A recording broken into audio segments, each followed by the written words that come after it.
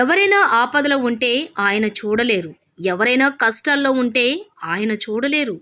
ఎదుటివారి కష్టాన్ని అర్థం చేసుకుని అడగకుండానే వాళ్ళకి తన వంతు సహాయ సహకారాలు అందించే గొప్ప మనసున్న వ్యక్తి పర్వతిరెడ్డి చంద్రశేఖర్ రెడ్డి అని ప్రత్యేకంగా చెప్పనవసరం లేదు. ఉమ్మడి నెల్లూరు జిల్లాలో ఏ మూల ఏ కష్టం వచ్చినా ఆగమేఘాల మీద అక్కడికి చేరుకుని తన వంతు సహాయ సహకారాలు అందించటం ఆయనకే సాధ్యం. రెడ్ క్రాస్ చైర్మన్గా, వైఎస్ఆర్ కాంగ్రెస్ పార్టీ నెల్లూరు జిల్లా అధ్యక్షులుగా, ఉపాధ్యాయ ఎమ్మెల్సీగా ప్రతి ఒక్కరికి సుపరిచితులే.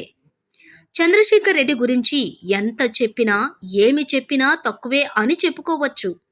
రాజకీయాల్లోకి వచ్చి కేవలం ఒకే ఒక్క సంవత్సరం అయినప్పటికీ వైఎస్ఆర్ కాంగ్రెస్ పార్టీ అధినేత, రాష్ట్ర మాజీ ముఖ్యమంత్రి జగన్మోహన్ రెడ్డి ఆయనపై ఎనలేని అభిమానంతో ఉపాధ్యాయ ఎమ్మెల్సీ బాధ్యతలు, జిల్లా అధ్యక్ష బాధ్యతలు, వైఎస్ఆర్ కాంగ్రెస్ పార్టీ రాష్ట్ర టీచర్స్ విభాగం అధ్యక్షులుగా కూడా నియమించారంటే ఆయన మంచితనం, సహాయం చేసే గుణం ఇలాగే అర్థమవుతోంది.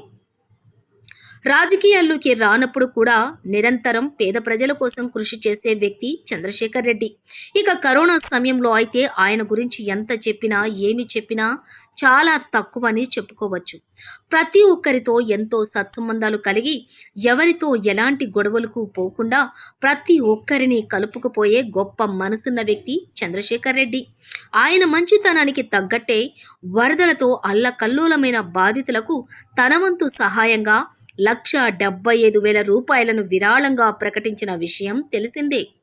ఏది ఏమైనా 10 మందికి సేవ చేయాలన్న ఆయన సంకల్పం, పేదవాళ్ల పట్ల ఆయన చూపే అభిమానం ఆయనకు శ్రీరామరక్షగా తోడుంటాయని, జీవితంలో మరెన్నో ఉన్నత పదవులు కూడా ఖచ్చితంగా చేపడతారని పర్వతిరెడ్డి చంద్రశేఖర్ రెడ్డిని అభిమానించే కార్యకర్తలు, అభిమానులు అంటున్నారు. ప్రతి ఒక్కరిని ఆయన పలకరించే తీరు, చిరునవ్వుతో ఆప్యాయంగా దగ్గరికి తీసుకునే గుణం చంద్రశేఖర్ రెడ్డికే దక్కుతాయని వైసీపీ కార్యకర్తలు, అభిమానులు అంటున్నారు.